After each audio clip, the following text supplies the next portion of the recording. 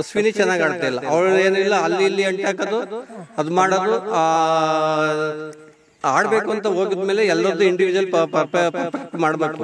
ಅವ್ರು ಇಂಡಿವಿಜುವಲ್ ಮಾಡ್ತಿಲ್ಲ. ಅವ್ರು ಇವರು ಒಂದು ಟ್ರೂಪ್ ಮಾಡ್ಕೊಂಡು ಅವ್ರೇನ್ ಮಾಡ್ತಾರೆ, ಗಿಲ್ಲಿಯೇ ಟಾರ್ಗೆಟ್ ಮಾಡ್ತಾರೆ. ಯಾಕೆ ಇತ್ತ ಕನ್ನಡ ಹೋರಾಟಗಾರ್ತಿ ಅವರ ಕನ್ನಡದಲ್ಲಿ ಸೇರ್ಸ್ಕೊಂಡಿದ್ದಾರೆ ಅನ್ನೋದು ನಮ್ಗೆ ಒಂಥರ ಅನುಮಾನ ಆಗುತ್ತೆ. ಸುರ್ಸುರ್ ಪಟಾಕಿ ಆಗ್ಬಿಟ್ಟು ಒಂದು ಕೈಗೊಂಬೆ ತರ ಆಗ್ಬಿಟ್ಟವ್ರೆ.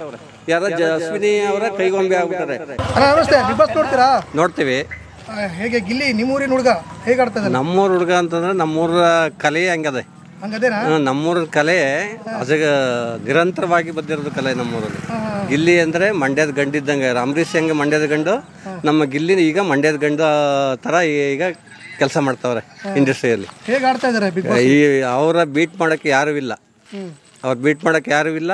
ಅವ್ರಿಗೂ ಅವರ ಟಕ್ಕರ್ ಯಾವ ಥರ ಕೊಡ್ತಾರಂದ್ರೆ, ಅವರ ಸ್ಪೇಸ್ ಕೊಡಲ್ಲ, ಇಂಡೈರೆಕ್ಟಾಗಿ ಕೊಡ್ತಾರೆ. ಆ ಟಕ್ಕರ್ ಕೊಡೋದು ಯಾವ ಥರ ಜನಗಳಿಗೆ ಮುಟ್ತಾಯ್ತಂದ್ರೆ, ಇವತ್ತು ಯಾವ ಯೂಟ್ಯೂಬಲ್ಲಿ ತಕ್ಕಲಿ, ಯಾವ ಚಾನಲ್ ತಕ್ಕಲಿ ಗಿಲ್ಲಿ ಗಿಲ್ಲಿ ಗಿಲ್ಲಿ ಅಂದ್ಬಿಟ್ಟು ಇವತ್ತು ನಮ್ಮ ದಡಪುರದ ಹೆಸರ ಇಡೀ ಕರ್ನಾಟಕದಲ್ಲೇ ಕೂಗಿಸ್ತಾವ್ರೆ.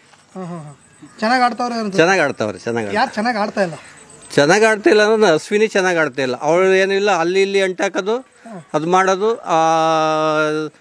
ಆಡಬೇಕು ಅಂತ ಹೋಗಿದ್ಮೇಲೆ ಎಲ್ಲರದ್ದು ಇಂಡಿವಿಜುವಲ್ ಪರ್ಫೆಕ್ಟ್ ಮಾಡಬೇಕು. ಅವ್ರು ಇಂಡಿವಿಜುವಲ್ ಮಾಡ್ತಿಲ್ಲ. ಅವ್ರು ಇವರು ಒಂದು ಟ್ರೂಪ್ ಮಾಡ್ಕೊಂಡು ಅವ್ರೇನು ಮಾಡ್ತಾರೆ, ಗಿಲ್ಲಿಯೇ ಟಾರ್ಗೆಟ್ ಮಾಡ್ತಾವ್ರೆ. ಗಿಲ್ಲಿ ಟಾರ್ಗೆಟ್ ಮಾಡಿದ್ರೆ ಗಿಲ್ಲಿ ಒಬ್ಬ ಸಾಮಾನ್ಯ ಹುಡುಗ ಅಲ್ಲ. ಅವನು ನಮ್ಮ ಮಂಡ್ಯದ ಹುಡುಗ ಅಂದರೆ ಇಂಡಿಯಾನೇ ನಡುಗುತ್ತೆ. ಆ ರೀತಿ ಇರೋದ್ರಿಂದ ಗಿಲ್ಲಿಯ ಯಾರು ಟಾರ್ಗೆಟ್ ಮಾಡೋಕ್ಕೂ ಆಗಲ್ಲ. ಅವನು 18 ಜನ ಇದ್ದರು ಒಂದು ಸೈಡ್ ಇದ್ರು ಒಂದೇ, ಅವನು ಒಬ್ಬನೇ ಆದರೂ ಒಂದೇ, ಅವ್ರಿಗೆಲ್ಲರಿಗೂ ಟಕ್ಕರ್ ಕೊಡುವಂಥ ಹುಡುಗ ಗಿಲ್ಲಿ ನಟ. ಯಾಕೆ ಅಶ್ವಿನಿ ಅವ್ರು ಯಾಕೆ ಅವನ ಮೇಲೆ ಮುಗಿ ಬೀಳ್ತಾ ಇದ್ದಾರೆ? ಅಶ್ವಿನಿ ಯಾಕೆಂದರೆ ಅಲ್ಲಿರುವಂಥ ಕಂಟೆನ್ಸೆಂಟ್ ಎಲ್ಲ ಅಶ್ವಿನಿ ಅಂದರೆ ಭಯ ಪಡ್ತಾರೆ. ಅವರು ಹೋರಾಟಗಾರ್ತಿ.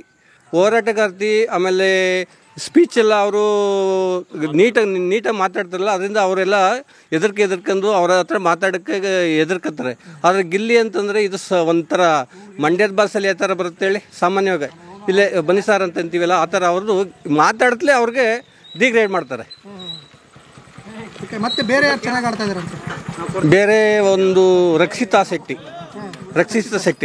ಶೆಟ್ಟಿ ಅವರು ಸಖತ್ ಮೆಂಟಲಿ ಅವರು ಎಷ್ಟು ಫಾಸ್ಟಾಗಿ ಮಾಡ್ತಾರೆ ಅಂತಂದರೆ, ಕರೆಕ್ಟಾಗಿ ಆ ಸೆಂಟೆನ್ಸ್ ತಕ್ಕಾಗಿ ಅದಕ್ಕೆ ಆನ್ಸರ್ ಕೊಡ್ತಾರೆ. ಆ ಥರ ಇರಬೇಕು.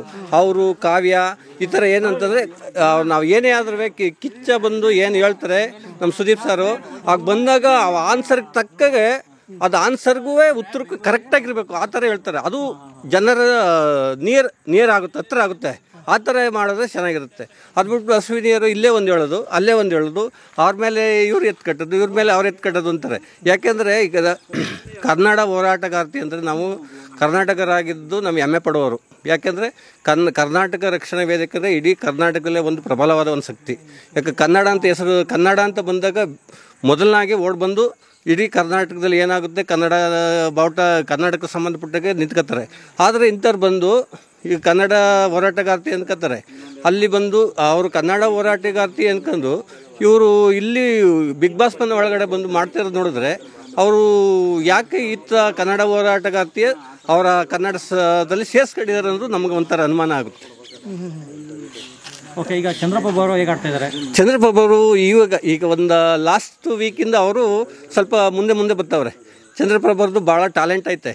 ಅವರು ಇನ್ನೂ ತೋರ್ಸ್ಕತ್ತಿಲ್ಲ ಅನಿಸುತ್ತೆ. ಅದು ಇನ್ನೂ ಅವರು ಈ ಒಳಗಲ್ಲಿ ಇರುವಂಥ ಶಕ್ತಿ ಈಚೆ ಬಂತು ಅಂದರೆ ಇನ್ನೂ ಫಾಸ್ಟ್ ಆಗ್ತಾರೆ ಅವರು. ಈಗ ಮೊನ್ನೆ ಗಿಲ್ಲಿನ ಕೆಂಪೇಗೌಡ ಸ್ಟೈಲಲ್ಲಿ ಇದ್ರು. ಈಗ ಮೊನ್ನೆ ಮೀಸೆ ಬೋಳಿಸ್ಬಿಟ್ಟು ಇದು ಮಾಡ್ಬಿಟ್ರು. ಏನು ಅನಿಸ್ತದೆ ನಿಮಗೆ? ಅಂದು ಎಂಥರಿಗೂ ಬೇಜಾರಾಗುತ್ತೆ, ನಮ್ಮಂಥರಿಗೆಲ್ಲ ಇಡೀ ಕರ್ನಾಟಕದಲ್ಲಿ ಇರುವಂಥ ಜನರಿಗೆ ಬೇಜಾರಾಗುತ್ತೆ. ಯಾಕಂದರೆ ಅವರು ಗಿಲ್ಲಿಯ ನನ್ನ ಸ್ನೇಹಿತ ಅನ್ಕೊಂಡು ಏನು ಮಾಡಿದ್ರು, ಅವನಿಗೆ ಒಂದು ಸಾರಿ ಇದು ಮಾಡಿದ್ರು, ಒಂದು ಸಾರಿ ಇದು ಮಾಡಿದ್ರು, ಈಗ ಮೀಸೆ ಬಳಸಿದ್ರು. ಹಂತವಾಗಿ ಗಿಲ್ಲಿಯ ಒಂಥರ ಇದು ಮಾಡಕ್ಕೆ ಬರ್ತಾರೆ. ಗಿಲ್ಲಿ ಸಾಮಾನ್ಯ ಮನಸ್ಸಲ್ಲ, ಅವನು ಏನು ಟಕ್ಕರ್ ಕೊಡ್ಬೇಕು ಕೊಟ್ಟೆ ಕೊಡ್ತಾನೆ. ಅದು ಮುಂದಿನ ಬರುವಂಥ ದಿನದಲ್ಲಿ ನೋಡಿಬೇಕಾರೆ. ಕಾಕ್ರೋಚ್ ಸುದ್ದಿಯವರು ಒಂಥರ ಅವರು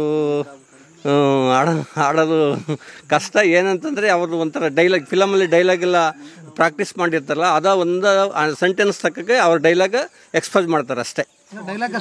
ಡೈಲಾಗ್ ಅಷ್ಟೇ ಇದ್ದಾರೆ. ಆಟ ಅಂತೂ ಆಡ್ತಾ ಇಲ್ಲ. ನೀವು ಎಲ್ಲಾರು ನೋಡಿ, ಅವರು ಫೈನಲಿಸ್ಟ್ ಆಗಬೇಕಾದ್ರೆ ಕಾರಣ ನಮ್ಮ ಮಾಡು ಇಟ್ನಾಳ್ ಅವರು ಇಂದ್ರೆ ಅವ್ರು ಫೈನಲ್ ಆದ್ರು. ಇಲ್ಲ ಅಂದರೆ ಅವ್ರು ಒಂದು ಆಟ ಗೆಲ್ಲಕ್ಕೆ ಸಾಧ್ಯನೇ ಇಲ್ಲ.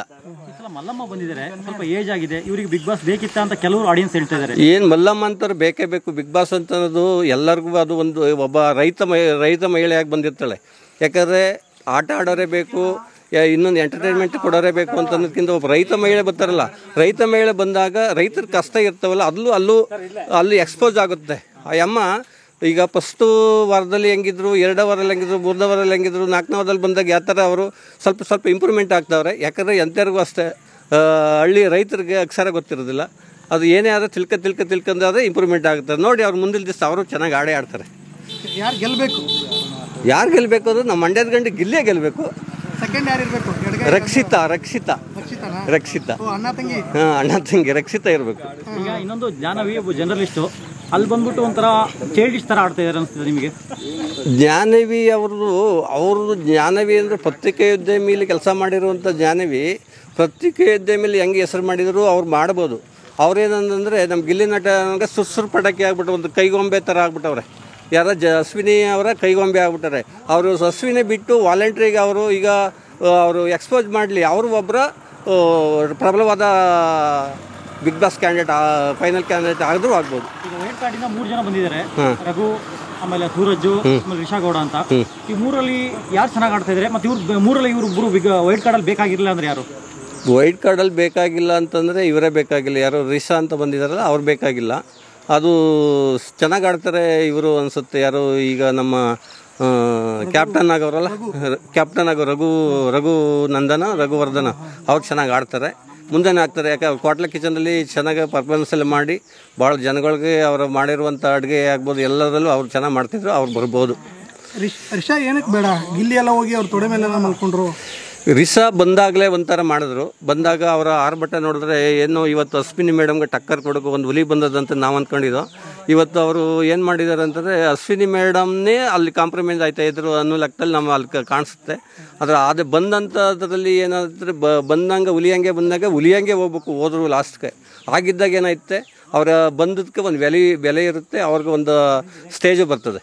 ಸರ್, ಇನ್ನೊಂದು ಈ ಸಲ ಹೊಸ ಕಂಟೆಸ್ಟೆಂಟ್ ಅಂದರೆ 100 ಕೋಟಿ ನಾಯಿ ಇದೆ ಅಂತ ಹೇಳ್ಕೊಂಡು ಒಬ್ರು ಬಿಗ್ ಬಾಸ್ ಎಂಟ್ರಿ ಕೊಡ್ತಾರೆ, ಸತೀಶ್ ಅಂತ. ಅದ್ರ ಬಗ್ಗೆ ನಿಮ್ಗೆ ಏನು ಅನಿಸ್ತಿದೆ? 100 ಕೋಟಿ ನಾಯಿ ಇದೆಯಾ ಅಥವಾ ಸುಳ್ಳ? ಸರ್, ಅದು ನಮ್ಮ ರೈತರಿಗೆ ಇಲ್ಲಿ ನಮ್ಮ ಲೋಕಲಾಗಿ ಏನು ಗೊತ್ತಿಲ್ಲ. ಇದ್ರೂ ಇರ್ಬೋದು, ಇಲ್ಲದೇ ಇದ್ರೂ ಇರ್ಬೋದು.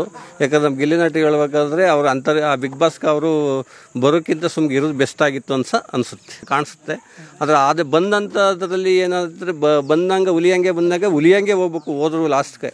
ಆಗಿದ್ದಾಗ ಏನಾಯ್ತೆ, ಅವರ ಬಂದದಕ್ಕೆ ಒಂದು ಬೆಲೆ ಇರುತ್ತೆ, ಅವ್ರಿಗೆ ಒಂದು ಸ್ಟೇಜು ಬರ್ತದೆ. ಸರ್, ಇನ್ನೊಂದು ಈ ಸಲ ಹೊಸ ಕಂಟೆಸ್ಟೆಂಟ್ ಅಂದರೆ 100 ಕೋಟಿ ನಾಯಿ ಇದೆ ಅಂತ ಹೇಳ್ಕೊಂಡು ಒಬ್ರು ಬಿಗ್ ಬಾಸ್ ಎಂಟ್ರಿ ಕೊಡ್ತಾರೆ, ಸತೀಶ್ ಅಂತ. ಅದ್ರ ಬಗ್ಗೆ ನಿಮ್ಗೆ ಏನು ಅನಿಸ್ತಿದೆ? 100 ಕೋಟಿ ನಾಯಿ ಇದೆಯಾ ಅಥವಾ ಸುಳ್ಳ? ಸರ್, ಅದು ನಮ್ಮ ರೈತರಿಗೆ ಇಲ್ಲಿ ನಮ್ಮ ಲೋಕಲಾಗಿ ಏನು ಗೊತ್ತಿಲ್ಲ. ಇದ್ರೂ ಇರ್ಬೋದು, ಇಲ್ಲದೇ ಇದ್ರೂ ಇರ್ಬೋದು. ಯಾಕಂದ್ರೆ ನಮ್ಮ ಗಿಲ್ಲಿ ನಟಿ ಹೇಳ್ಬೇಕಾದ್ರೆ ಅವ್ರು ಆ ಬಿಗ್ ಬಾಸ್ಗೆ ಅವರು ಬರೋಕ್ಕಿಂತ ಸುಮ್ಗೆ ಇರೋದು ಬೆಸ್ಟ್ ಆಗಿತ್ತು ಅನ್ಸುತ್ತೆ.